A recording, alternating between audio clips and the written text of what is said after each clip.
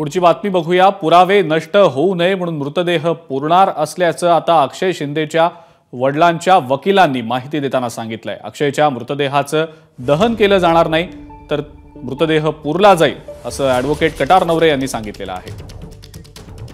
अमेय राणे आपले प्रतिनिधी या संदर्भातली अधिक माहिती आपल्याला देत आहेत। अमेय, जसं त्यांचे वकील इथं माध्यमांना सांगतायत की पुरावे नष्ट झालेले आहेत, परंतु जे पुरावे आता आहेत त्यावर आमची केस आणि पुढचा जो कारवाईचा भाग आहे तो अवलंबून असणार आहे। त्यामुळे कुठेतरी अक्षय शिंदे याच्या शरीराला आम्ही अंत्यसंस्कार करताना त्याचं दहन करणार नाही आहोत, तर आम्ही त्याला पुरणार आहोत असं त्यांनी स्पष्ट केलेलं आहे। जेणेकरून जर भविष्यात आणखीन या संदर्भात काही पुराव्यांची गरज लागली तर अक्षयचा मृतदेह पुन्हा काढता येईल असं त्यांचा मनोदय आहे आणि ती भावना त्यांनी व्यक्त करून दाखवली।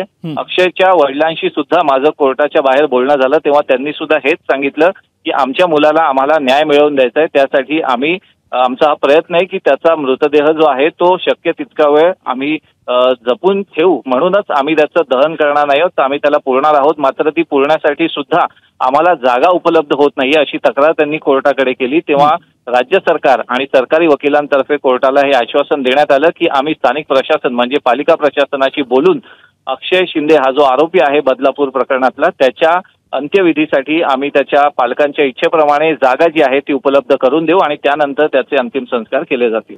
ठीक आहे अमेय, आणखीन कोणकोणते असे मुद्दे आहेत की जे ॲडव्होकेट कटार नवरे यांनी माध्यमांशी बोलताना मांडले आणि कदाचित ते पुढच्या सुनावणीच्या अनुषंगाने महत्त्वाचे ठरू शकतात?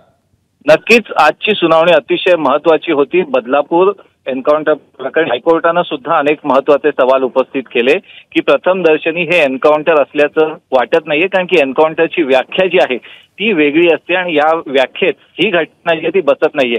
त्यामुळेच नेमकी अक्षय शिंदेवरती गोळी कुठून झाडली, ती किती अंतरावरनं झाडली, ती शरीराच्या कुठल्या भागात लागली आणि कुठल्या भागात बाहेर पडली, यावरून नेमकं त्या व्हॅनमध्ये काय घडलं होतं हा घटनाक्रम समजण्यास सोपं त्याचं एक आपल्याला चित्रीकरण उभं करता येईल। त्यामुळे फॉरेन्सिकचा अहवाल महत्त्वाचा राहील। त्याचबरोबर पोलिसांचे सीडीआर सुद्धा जर पोलिसांना कुणी निर्देश देत होता आणि त्यांच्या निर्देशानुसार हे हत्याकांड झालंय असा कुटुंबियांचा आरोप आहे, तर त्यामागचे सूत्रधार कोण होते हे सीडीआर मधनं स्पष्ट होईल। या सगळ्या गोष्टी पुढच्या आठवड्यातल्या सुनावणीत म्हणजे पुढच्या सुनावणीच्या अनुषंगाने सुद्धा काही महत्त्वाचे मुद्दे त्यांना जे वाटतायत त्यांनी ते मांडलेले आहेत। अमेय, धन्यवाद आपण जी माहिती दिलीत त्याबद्दल।